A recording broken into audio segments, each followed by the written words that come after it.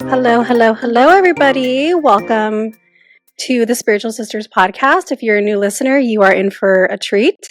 And welcome back to all of our returning listeners. You guys know what you're in for. Hi. Hey everyone, it's Gabrielle Celeste. We are so excited for this episode, friends. So we have Andi Eaton Alleman of Wee Wee Girl on. She is the host of the UnSchool Podcast, founder of Wee Wee Studios and Casa Beauty, and she is a thought leader in the spiritual space, supporting thousands online within her over 160,000 plus community to embrace an out-of-office lifestyle.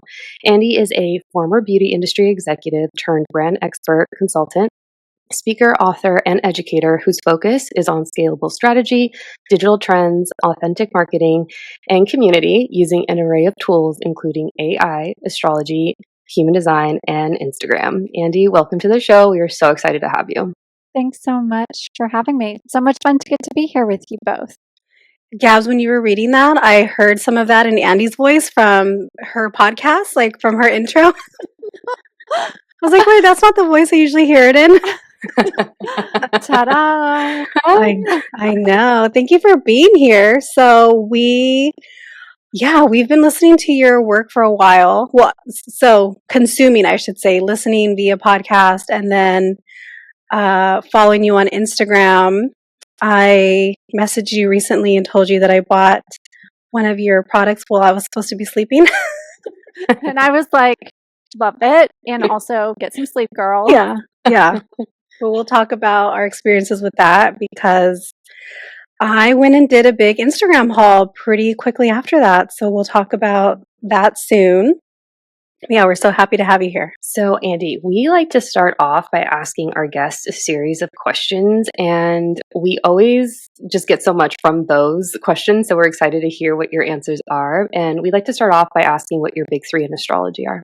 Okay. I love those questions too, because you learn so much about a person so fast asking about big three. So, mine are I'm a Leo sun, I'm a Cap rising, and I'm a Taurus moon. Ooh, okay. Capricorn rising. So does that put Gemini in your fourth or your fifth house this year?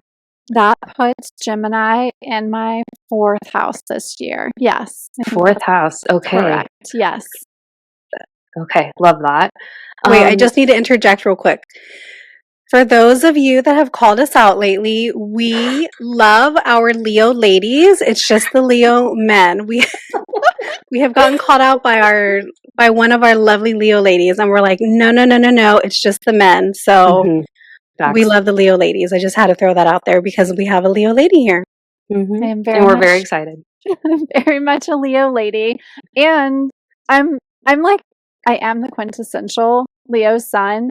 But I do feel like, especially my Taurus moon, balances that really well because I do think I'm quite grounded.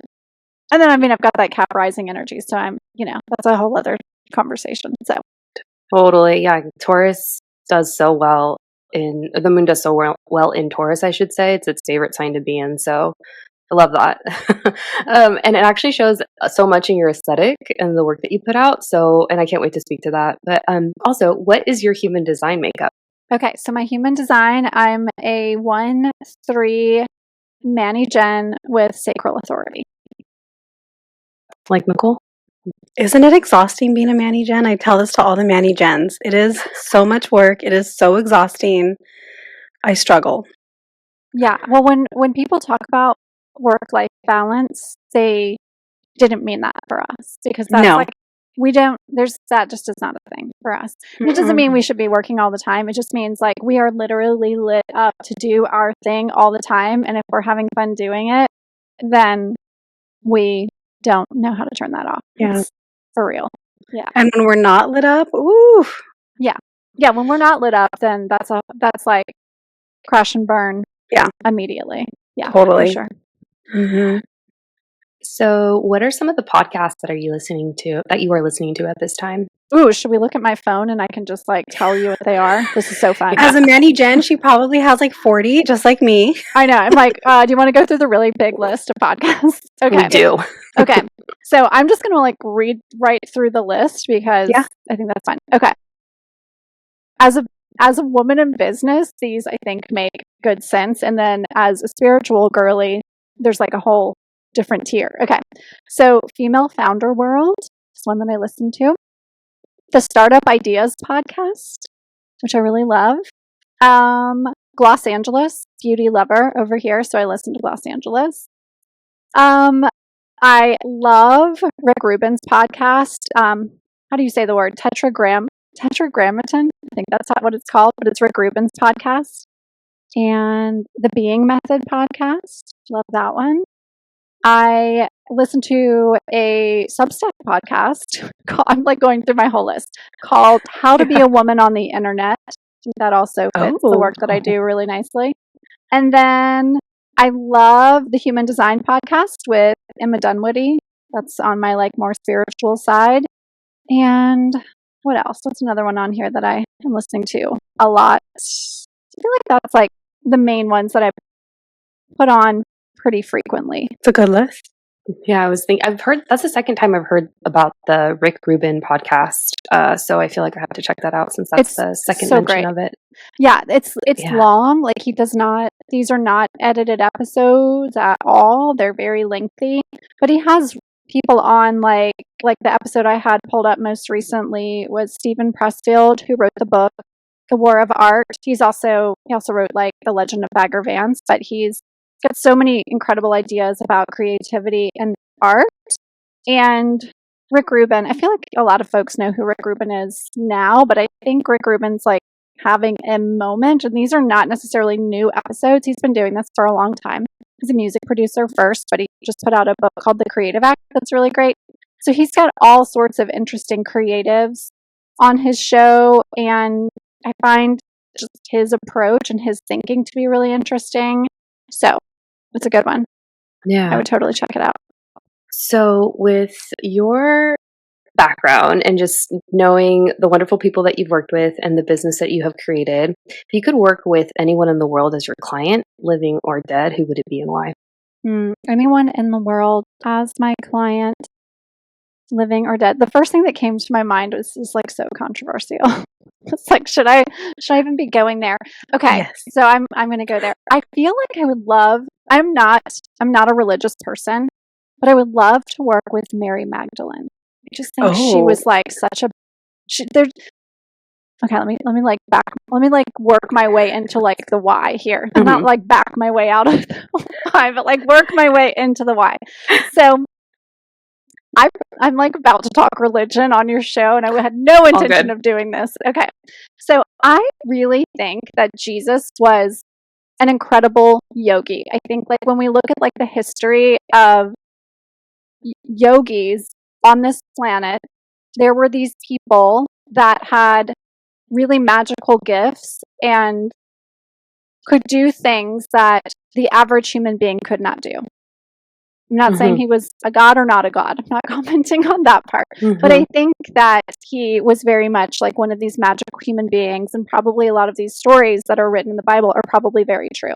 And so I think the people that he was attracted to and was surrounding himself with were also probably quite like that. And she being one of the first women to really have influence on the planet in some sort of way, it would be so cool to get to work with her. So she came to my mind first, and then the second person that came to my mind was Mary Shelley, who wrote Frankenstein at age like 17 or 18 or something like that, hanging out with a bunch of men while they were in a quarantine, and basically invented the genre of science fiction. So she'd be my other one. So those are my two. There's the two people I'm choosing.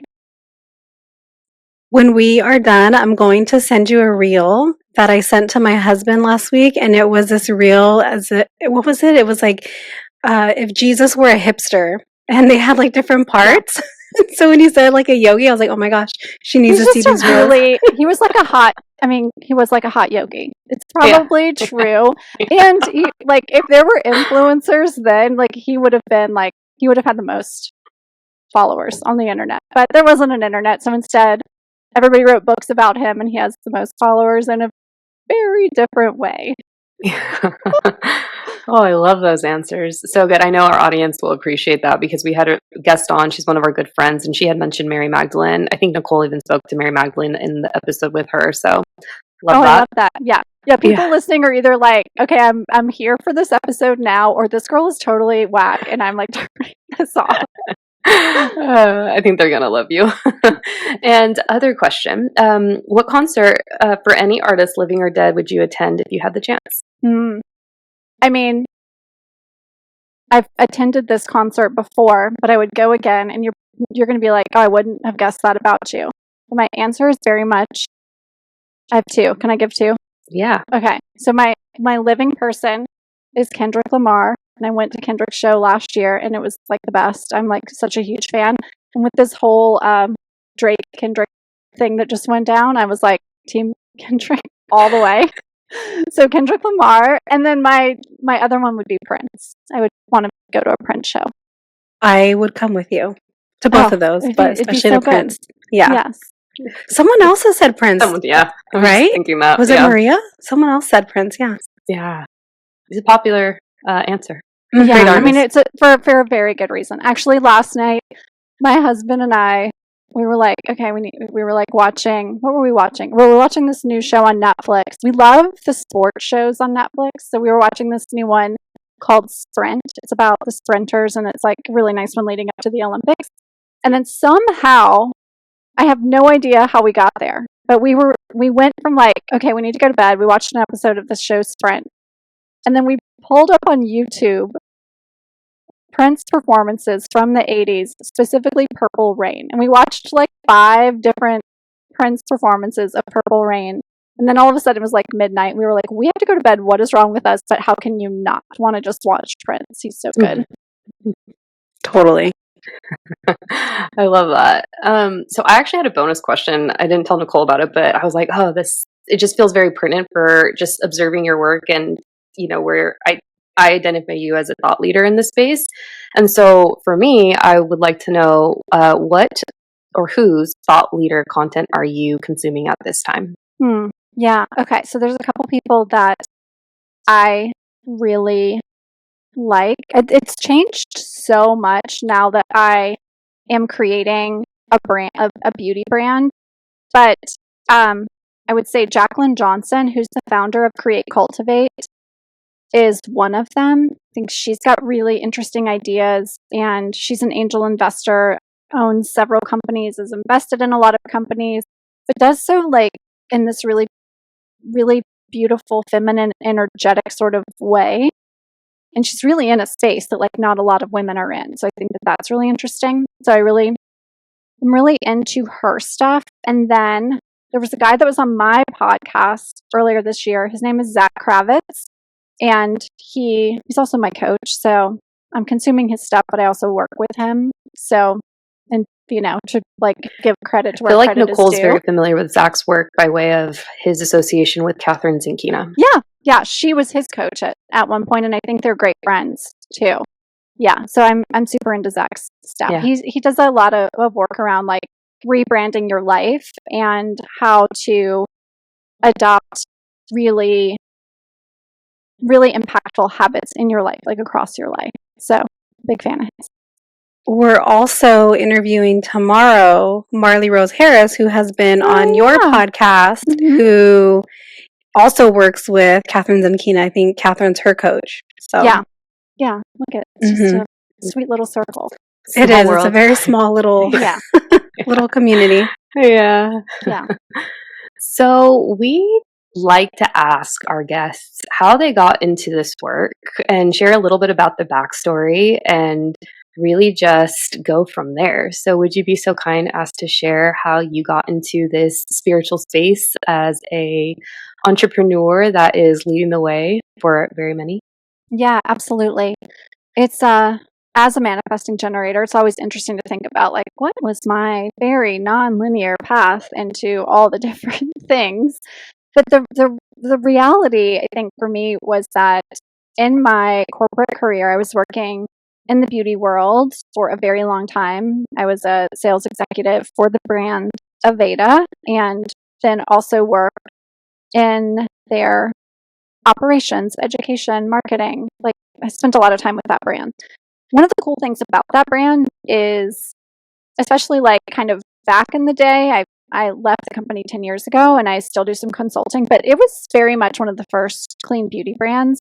And one of their big ethos when I started with the company a whole, many, many years ago, a big ethos was personal and professional development for their teams before people were even talking about personal and professional development. So, and I don't know that that's still the case for like a lot of these bigger brands like that are owned by Estee Lauder, but back then that was a big part of the thing. It was a big thing for them.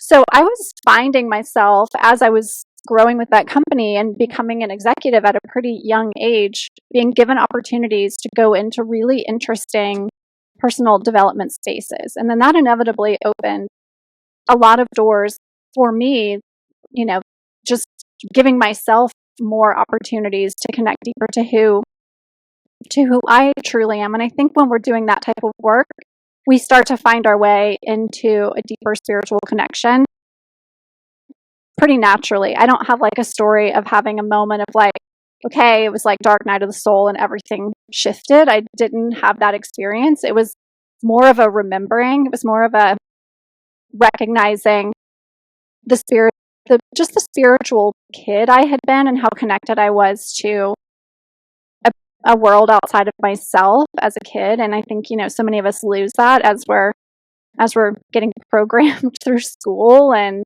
our first jobs and, going to college and all of those in our parents and the media and everything else. And so I started to just remember, I started to reflect back on the witchiness I had in me as a kid and like, things like stone divination and deep intuitive answers coming to me in a really unique way as a kid were things I had kind of forgotten. And so I started to find some of that through the connections that I was creating for myself from those personal and professional development experiences. And I think I was definitely always really interested in astrology, but I started spending more time studying that when I was in my 20s as I was trying to just find my way and was mostly applying it to myself. I wasn't really thinking about that from the standpoint of business or applying that anywhere else outside of myself, but that was definitely a bit of a gateway. I think astrology is a gateway for a lot of us. And then probably like the next big moment was I'd quit my corporate job and I moved overseas. I moved to Spain to live for a summer working on a creative project. And I realized after I got there that I had really manifested this whole experience. And this was also, I think, a little bit before people were even talking about manifestation. This was like in 2014, and it was not like manifestation was a really hot word. So I'm living in Spain. I'm living there for free. A friend of mine had a family member who had this house, and it was available, and they wanted someone to look after it. So I was like, yes, I will live in your house on the Mediterranean for 6 months. No problem. Sounds great. So then all of a sudden I was like, wait, did I just manifest this? Like, what's going on here? Wait, am I like speaking and thinking things into existence? So I started to have that realization. And when I got there, in my neighborhood was the largest, or is, in the neighborhood where I was living, it's the largest Buddhist temple in the West. And so I was like, this is obviously here for a reason. I had no idea about this town. I knew nothing until I literally got off the plane and like drove my rental car to the house for the first time. And so I took that as a calling to go spend a lot of time there. It was free to go to morning and evening meditation. And so I was doing that. So I spent like 6 months going to morning and evening meditation at this Buddhist temple. And between that, I was literally living on the Mediterranean. So I was at the beach, like communing with the sea throughout the day. So I was like having these really deep personal experiences through that. And I think that was like doors flung wide open for me in terms of my spiritual development. And then from that point forward, I knew that it had to be infused in everything that I did because there was no other way.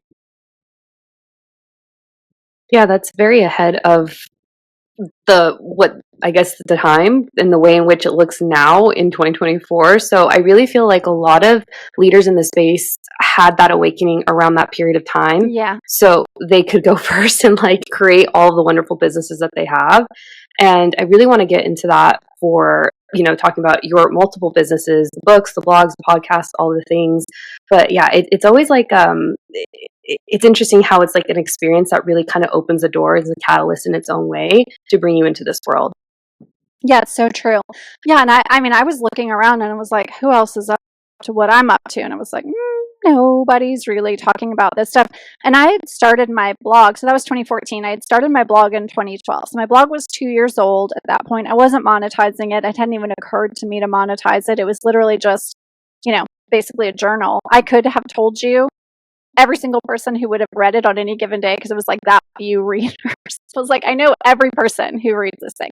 So in that time period, all of a sudden, I started pivoting what I was talking about on the blog because I was pivoting. So all of a sudden, the blog started to become full moon rituals for the summer solstice because that's what I was doing. And what had also shifted was the blog before that had been a lot of stories about fashion in the community where I lived and artists in the community where I lived. Well, all of a sudden, I was not even living in the community where I had lived and was writing about. So I was like, what am I going to talk about now? Well, I guess I'll talk about the things I'm doing while I'm living in Spain for this 6 months, which was full moon rituals and going to meditation every day. So the blog pivoted in a pretty big way, and it still had this like underlying like creativity component to it, but it all of a sudden became this new way for me to document and express what I was like uncovering about myself and the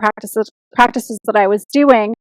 And I also started writing about travel at that time too, because I was traveling for the first time as a solo traveler. And those two things, the rituals, the practices, plus the travel, the blog all of a sudden started to hit. And I was like, oh, I can actually make some money doing this. And there was never a moment where I was like, my new business plan is to write a blog about spiritual practices. It was just, I'm doing spiritual practices. I'm documenting this somewhere. Oh, and people are reading this. I should probably try to get good at what I'm doing here. It kind of reminds me of like the change in your podcast also, where initially your podcast started off as your woo-woo best friend, and then it switched to still part of that, but then now it's the unschool. So where it was like, oh, okay, now I'm changing and now I'm going to infuse this business part. So it's kind of cool that you had that with your blog, right? So both of kind of like your outlets changed with you. Such a Manny Jen thing. It's totally true. It's such a Manny Jen thing.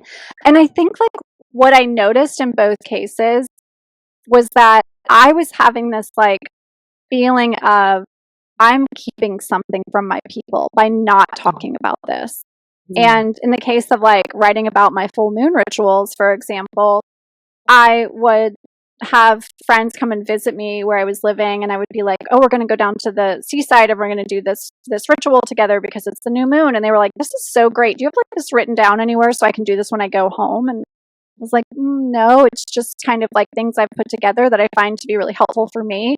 Or I would, have some other like kind of little practice, and I would find that I was doing these things and I felt like I'm not sharing and I should be sharing because this would be helpful to other people. And then fast forward to 3 years into my podcast, Your Woo Woo BFF, behind the scenes, I'm doing all this work with mostly female founders with some sort of conscious or spiritual lean to their business. But I'm not talking about any of that on the podcast because I'm like kind of keeping this like compartmentalized in some way.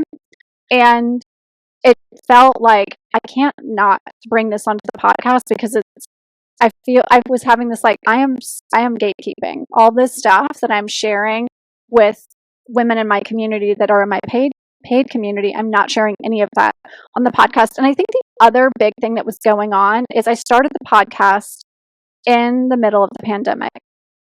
And I think we were in like a massive healing. We needed like massive healing. So the things that I was bringing to the podcast when it was your woo woo BFF were through my intention was these modalities, these practices, these people that you're going to meet on the podcast will help you move through this healing process that we all very much need.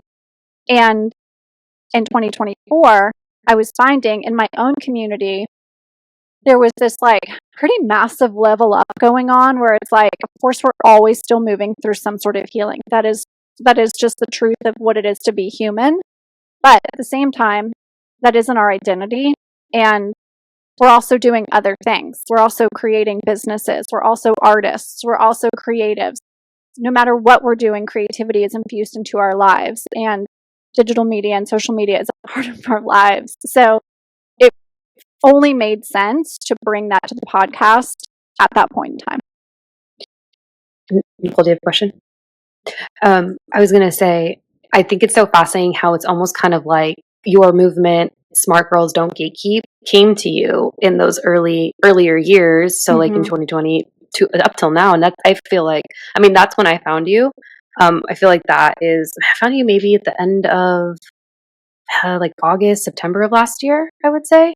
And I love that. And I was like, oh my gosh, she is so like, do it like onto something and really sharing, because I think sometimes we can get into the mentality of like, oh, if I like share this isn't going to be returned to me in some way. I know I felt that way. Yeah. Or like I'm, giving away all of my knowledge for free. And I feel like that's also kind of like maybe like a lack or like a scarcity mindset type of ideation going on. And I really think you embody that quite well, where you really give away, not even want to say give away, that's a wrong way to say it, but you really share your knowledge and everything you've accumulated over the years, and you get that reflected back to you in so many ways. So yeah, tell us your secrets. What's the secret sauce with that? Yeah, I appreciate you noticing that. And I think that calling out really what that is, which is shifting from a lack mindset or lack mentality into an abundance mindset, is work that I had to do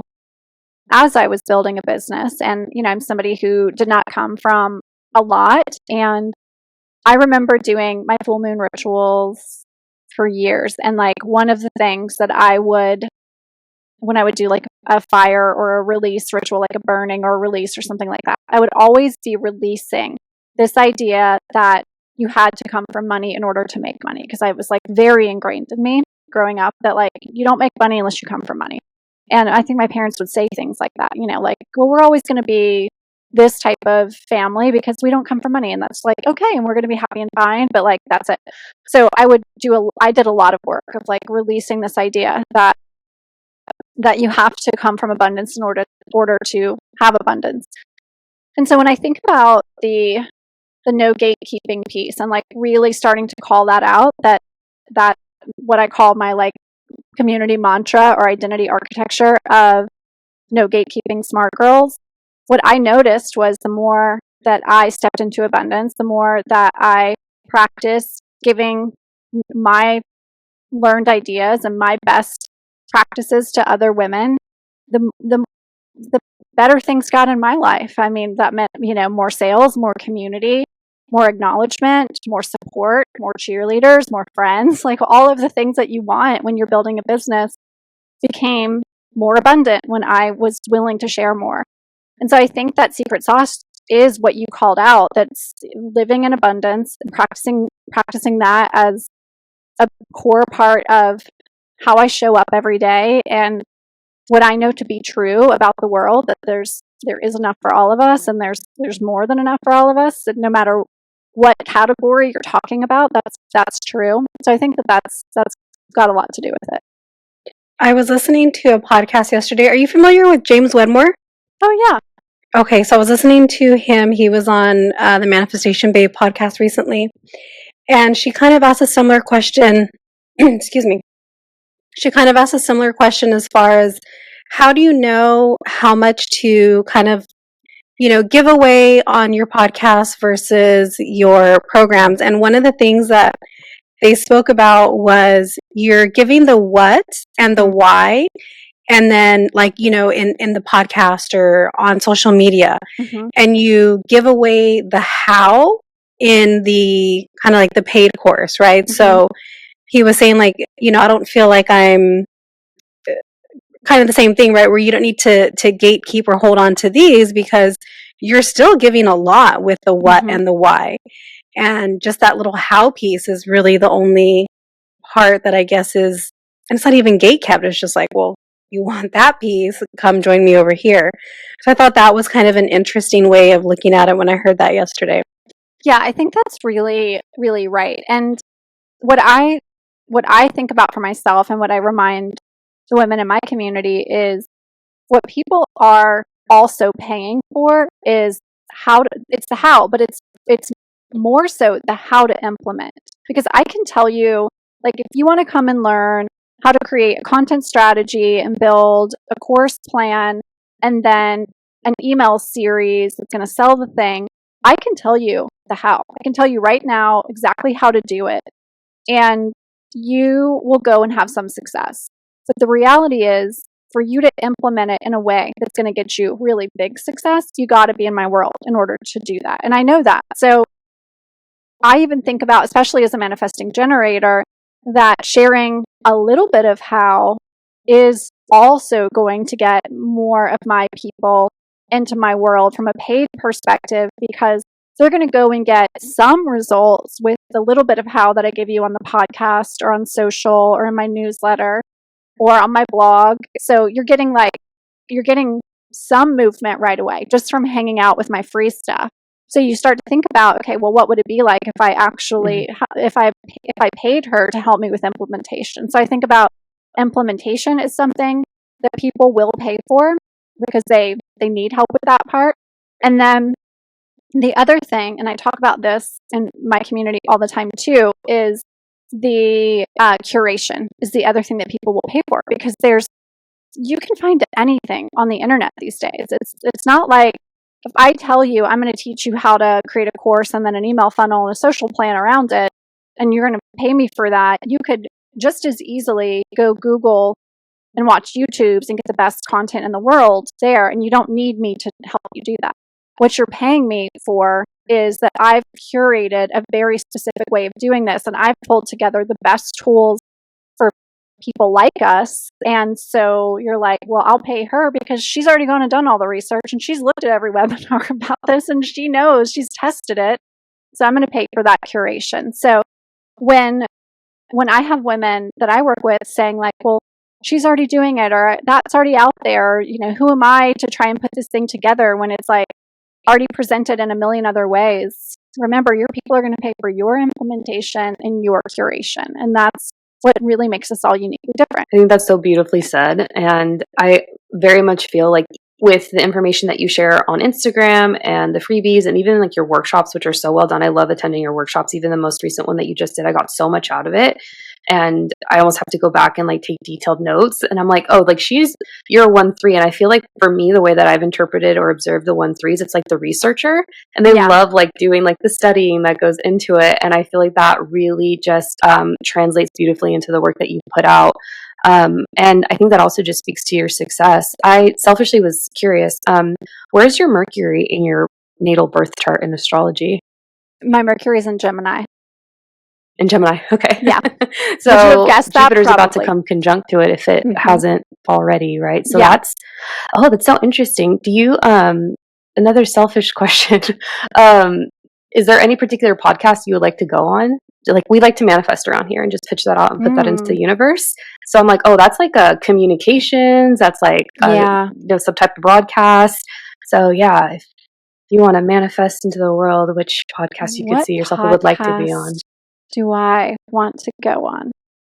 I like want to be on the like how she built it. It's not what it's called. It's like the how you built this type podcasts. I love those like business podcasts, but especially the ones that like women aren't on very often.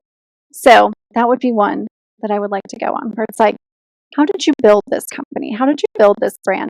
Because I think like there's so many women right now building companies in really conscious ways and really unique ways that are not that like old boys club way. And so podcasts like that, where it's like, let me come tell you my founding story of building a company in a conscious way. That's the type of podcast I want to go spend some time on. Nichole, are you going to say something? No, I was just trying to think of ideas for podcasts in that genre. And then I was also thinking, well, Gabby's asking all these selfish questions. I had my own selfish question, but I'm gonna keep it to myself.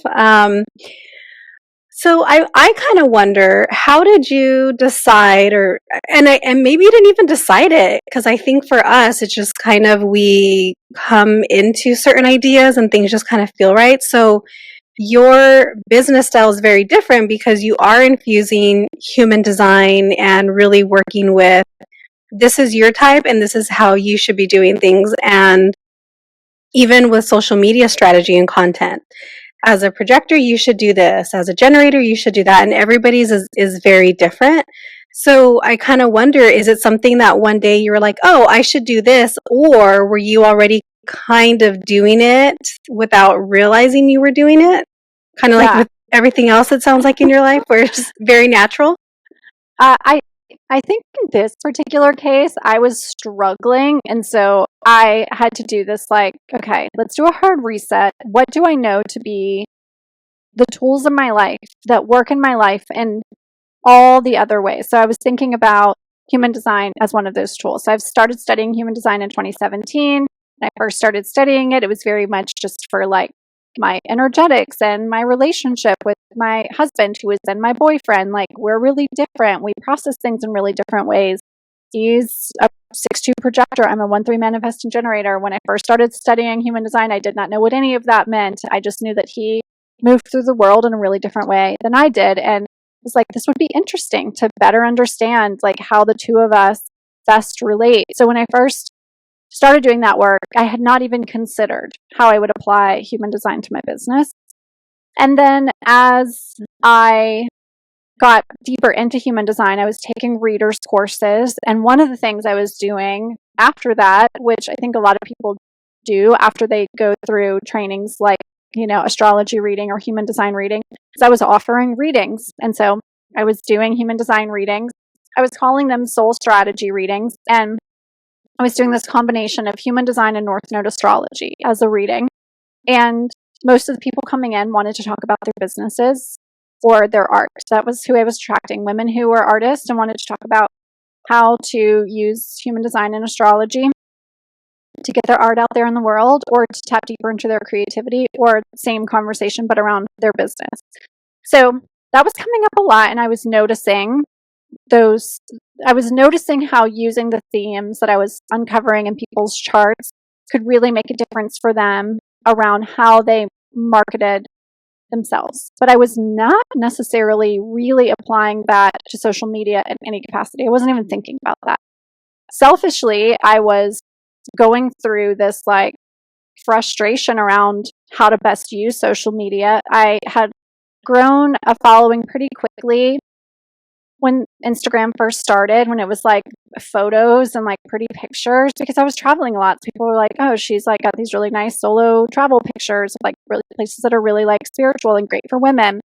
And then Instagram changed a lot, like many times over. And there became a point where I was having this awareness that all the things that I was doing on the podcast and on the blog, I could not figure out how to translate it onto Instagram. And my not self theme in human design is frustration. And I was literally sitting in these social media meetings that I was assigning to myself with my like one other team member who was helping me with this stuff. We'd have these meetings and I'm like, okay, we're going to do a content planning meeting. And I'd get into the meeting and I was like, I'm so frustrated. I don't know what to do. Which was wild because I had all these ideas of what I wanted to talk about on the blog, because that for me is responding. What I wanted to talk about on the podcast, that for me is responding, which is really important for my human design, for my energy. But when I was thinking about social media, it had I wasn't even considering that. So I had this like light bulb where I was like, wait a minute, I should not be sitting down trying to do this like content planning thing. I need to just get into response mode. So what I do need to do is give myself the tools and like set myself up for success so I can respond when I'm ready to respond. And so I thought about what those tools needed to be, like shooting some B-roll, writing some like general copy ideas and like having that all banked so that when I was ready to respond, I could like go for it. And so that light switch like changed everything. And then I was like, oh, I gotta not gatekeep, and I've got to tell everybody how to do this. Okay, so I went through all your stories today because I submitted a question from your Q&A yesterday, and I was saying as a 4-6 Manny Gen, I really struggle with consistency, and I haven't quite figured out what it is for me, where sometimes I have a lot of energy for social media and sometimes I don't want to have anything to do with it. And I don't know if it's has to do with my cycle, but I kind of like ebb and flow with social media. And I know as a Manny Gen, like we're supposed to have a lot of energy for the things that light us up. Is that right? Or yeah, I mean, as a Manny Gen, we're going to have the energy for the things that light us up. We are known for our sustainable energy. And we have to wait for that right moment for that energy to hit, for us to be like, all right, now I'm going to go get into creation mode. And that applies to like sitting down to like create something for your business. But it also, I mean, when we're like getting on our phones and creating content now, this is like no small thing. We're like having to edit video. We're having to like make graphics, like all the different things we might have to do. That is a creative practice. So we've got to like have that energy flowing through our sacral. We've got to feel that like creative light up moment. Then there's got to be something that we're feeling like we're responding to. So as a Manny Gen, you've got to think about like, what do I want to go look at to get in response mode? What isn't usually good for us is to like get in a scroll and like think we're going to respond by scrolling, because we know that just like sucks us into this like other weird place. So like for me, some of the things that I like to do as a Manny Gen to get into response mode is I subscribe to like a couple of Substacks that I think are really great and give me some really good thinking. So I'll go, okay, I'm going to go spend a few minutes like scrolling through the Substacks, see what's going on that I feel like I want to maybe like get into a conversation about or get some thoughts going on around. Then I'll like drop those into my notes app and like let those start marinating. So for you as a 4-6, and the other thing is 4s are community problem solvers. So for you, it's like, I want to be thinking about what problems, what challenges my community is having, and how what I have to say will help to solve them for them. And then with your line 6, the wise sage energy, you've lived many lifetimes. You have, moved through challenges many times over that the rest of us can't even like quite comprehend, but you've got that knowledge. And so if you're feeling that creative energy and you have some ideas around the things that you want to solve community-wise and the wisdom you want to impart, then you can start to get in creation mode.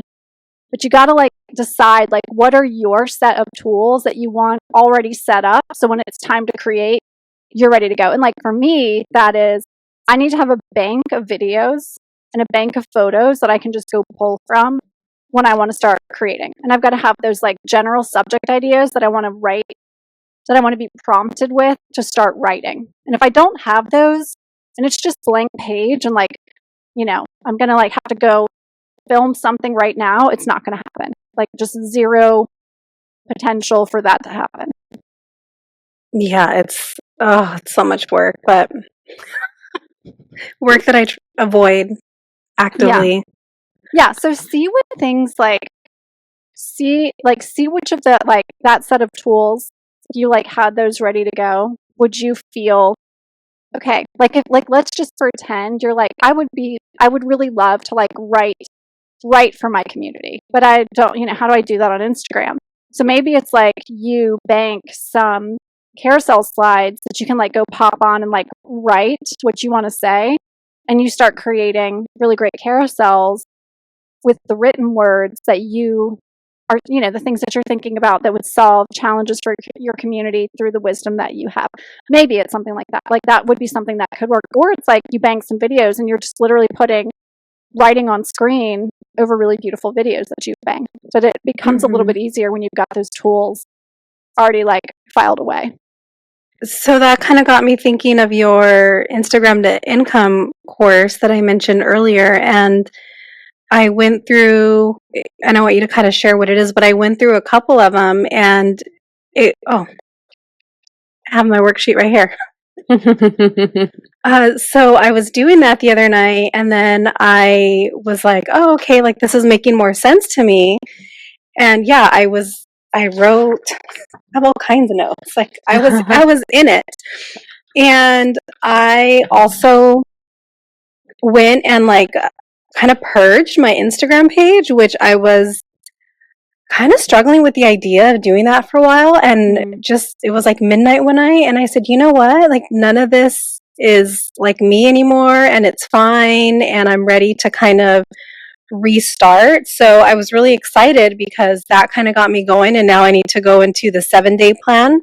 Yes. That's, the next thing. And I'm like, okay, I need to really commit to once to sit down and go through it all, but then to actually following it, because that's one of the things you say in there is like, make sure you're going to follow this and do exactly what I say. So can you share a little bit about what the Instagram to income course is? Because I'm telling you, I should have been sleeping, and I was like, I need this right now. I don't know if my bank account information is saved on this phone, but I'm going to get it right now. It was like midnight. Yeah. Yeah. That's also very Manny-Jen of you to be like, this is a yes for me right now while I'm in bed and this is what's happening. Yes. Yeah. So the intention of the Instagram to Income Starter Kit is to help you reset, restart, re-engage with Instagram, or specifically about Instagram. I'm not teaching TikTok. I'm not teaching LinkedIn. It's all about how to use Instagram for your art and your business if you're a creative or an entrepreneur. And much of it is built around the concepts that I've been talking about, which is using your human design. But it starts with, it's got a lot of stuff in there. It's like, I'm kind of sometimes mind blown by how much is in that kit because I keep adding things to it. But it starts with this module called the social module, and it does the work that you've been going through is working on being seen and really thinking about like how you want to show up, what sort of content framework you're comfortable with, what you want people to experience when they find you on the internet, and what feels really good for you. So you start there, and then so once you've done that work, and there's like a 30-minute video lesson that accompanies a journaling workbook that goes with that, and so that's what you were working through. Then it goes into a 7-day challenge where the whole goal of the challenge is to learn to create viral style content. The intention is not to go like blow your account up in 7 days, although that can happen. The intention is to learn to create content that attracts attention. Because a lot of times the reason we stop is we're like, this isn't working, nobody's paying attention. Yeah. We start feeling that. Mm-hmm. So in that 7-day challenge, it's like practicing creating content that gets some action, that just is getting comments, getting reaction, getting shared. So then you move through that process. Then there's the whole human design planner. So then you start working with your human design, and you've got a whole content calendar that you can start to use with that human design knowledge so that you can then build out a sustainable plan for yourself so you can go forward with success. So tell us how human design is translating in the new space that you have embarked in, starting your beauty brand, Casa Beauty. Yeah, it's a lot of different thinking for sure as I'm starting to work on Casa. I mean, I say starting to work on, but I've really been working on it for 2 years. So it's like been very behind the scenes for 2 years. What I'm really thinking about the most when it comes to human design and applying that to this business is my energetics, how I want to scale, how I want to invite in community into a new business, a business that is built around a set of products versus services in the way that I've done business before. And I'm also having to let go a little bit in the fact that while my face is on the social media and it's like I'm a part of the social media, I'm developing the marketing plan with a team, a small team, but I've got 2 other people helping me with that. So I'm really encouraging them to lean into their own creation style when they're developing content for the brand. And I understand that means that there's an overall brand aesthetic and a brand vibe and a tone of voice. And I encourage anyone who's working on building a business to really establish those things. But then we're going to each be showing up in our own unique way when we're creating content for the brand or creating marketing pieces of content, whether that's sales emails or website copy for the brand. And then we can funnel all of that through the brand story. So it's definitely a different process, but I'm still applying it the best way that I know how. I can't wait to try the products out. When can we expect that to drop? Oh my gosh. If you would have asked me last spring, I would have said last summer. And I believed that was true at the time. I'm learning all of the things that I don't know about developing a product brand and really developing it from scratch. Everything is custom formulas. And so I will say fingers crossed, hopefully by the end of this year, maybe sooner than end of year, maybe even early fall or late summer. And then you might ask me that question again in December, and I might say, oh, I still think we're a couple months out. So I think we're getting close, though, to having we're going to launch with our first hero product as a solo product, and I think that one will be ready to go well before the end of this year. Well, we will keep our eyes peeled for that, and we'll definitely be on the lookout. And I have one final question. Where do you see just the industry of the spiritual space, these new age businesses going and looking like in the next 5 years? And do you think it's oversaturated?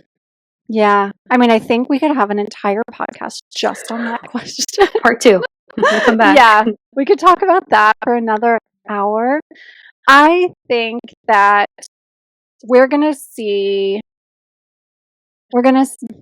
I think that, like, how can I say this concisely? I think that there is very much a new way, this like age of Aquarius way of doing business that is going to keep rising. It's going to keep rising. That's going to keep happening. And also within that, we're going to see where that's being monetized and capitalized in an inauthentic way is going to become clearer to us, and where true connection and true intuitive and conscious businesses are, where if you are operating that way, I think that's gonna rise up a bit more. And I think as someone who's very much there's enough for everyone to go around, I never think that anything is too saturated. If I did, I would never be developing a beauty brand. I would be crazy to That's think true, that I yeah. do that. Maybe I am crazy to think that I can do that in a very saturated space. But yeah, I don't know if that's like a very clear answer, but I think to make that a little more concise, if you are for real, I think you're going to continue to have like really important work perpetuating out into the world. And if you were using spirituality as like some sort of like marketing ploy, then you're probably not going to, you need to like, it's not going to be a thing. Yeah. That's true, because there are so many beauty brands, and yeah, like you said, if you thought that, you wouldn't but there's so many beauty brands, and there's so many just brands of everything in general, because it appeals to so many different people. Even just something as simple as, and I was listening to another podcast, and they were talking about, and I've thought about this before, you can have two people speaking about the exact same thing, but some people are going to resonate with one person because of maybe the sound of their voice or the way in which they deliver. You can be saying the exact same words, but it's going to be delivered differently, and it's going to sound differently. So, yeah, I mean, everything just appeals to so many different people. So, yeah, I do think sense. In like the spiritual space that there was a moment in time where there were people that were attracting a lot of money into their realm because they were like, I'm going to teach you how to like connect spiritually and like raise your vibe and like quantum leap. There was not a lot of like substance there. And then there was a lot of like shaming you if you weren't having success. Like, oh, well, that's on you for not like raising your vibe or like not quantum leaping fast enough or in a big enough way. And I think we're all pretty on to that now. And those types of businesses, while they like had a moment and probably used language that was a little confusing but seemed to really work from a marketing standpoint, I think we're like that's not going to be a thing. And if it is, we're going to like be able to call it out a lot faster as something that is not for us. We're going to be able to like catch that before we go spend a bunch of money on something that's not really authentic or real. I had that experience recently, just kind of final thought, with someone that I hadn't heard of before. And I followed her page just to kind of check her out. And I was like, I don't like this at all. This is so predatory. It's so unethical. And I was like, how are people, but I get it because it's the kind of people that she's also marketing to, like very kind of like young, desperate, like clinging to anything. And I was like, I dislike everything about this. And one of the things I did from your worksheet was I went and unfollowed a bunch of pages that no longer aligned, and she was one of them. And I hadn't been following her for very long, maybe a week or two, but I was like, I dislike everything about this page and what she's doing in her spiritual community, and it was not for me. Yeah. So I think that stuff, we're going to be, we are probably already and will continue to be more aware of when people are using those sort of tactics that are just not good. Yeah. So can you tell our audience where to find you and anything in addition to the exciting projects like Casa Noon that you have coming up? Yeah, absolutely. So on Instagram, I am Wee Girl. It's OUIWEGIRL, and that's the name of my original blog. It's still the name of the blog today. And then you can find all the courses, like the one we were talking about, the toolkits and the retreats and all the other fun things at Wee Studio. So it's again, OUIWEstudio.com. And you can catch the podcast over there too. The podcast is called The UnSchool, and you can go hang out at Wee Studio, and we'll be talking lots about Casa Noon too. So when it's ready to launch, you can learn more about it there too. Yeah, I purchased the UnSchool Business Academy, and I'm still working my way through it, but I really enjoyed it. So if any of the audience members feel called to that or to the Instagram playbook, definitely check it out, guys. Final thoughts, would you be so kind as to do a card pull for us to close out the show? I sure will. So I have, this is the deck that I've got in front of me. It's an oracle deck called the Moon Deck. You might be familiar with it, and I'll do a quick card pull. Okay, this is a really lovely deck for these sorts of conversations. All right, here we go. Okay, so the card is, this is card 19. I'm going to show it to you too since you can see me. This is the card. It's 19, which 19 is, I'll read it to you. It's the card of integration. And what it says on the card is, now is the time to integrate all that I have gathered. And the really sweet little book here says integration is just as important as learning. When we filled our basket to the brim, we need to pause from taking in more so we can digest all that we've gathered. We're incredibly resourceful with a deep well of insight and knowledge to share. Now is our time to embody the abundance we've harvested and put what you know into action in your own life and your offerings to the world. So, appropriate. Yeah, I was going to say, talk about so fitting to and speaks to all the themes throughout this episode. Andi, thank you so much for coming on. We loved every second and super grateful, and we will continue to watch from afar and can't wait for Casa Noon to drop. Thank you so much. Thanks for having me. And I just want to say, for those of you guys that want to check out Andi's podcast, I love it because they're like little bite-sized episodes, and I'm somebody who I like short episodes where I get a lot, and so they're perfect for that. Especially, I think even if you're not in the space of like maybe actively building a business, but just to like learn and understand how it works, I think it's great. So check that out because they're like easy to digest. You have a really nice calming voice, so it's easy to listen to in that way also. So highly recommend the podcast. Thank you. Thank you so much. Thank you for being here. Until next time. Bye. Bye.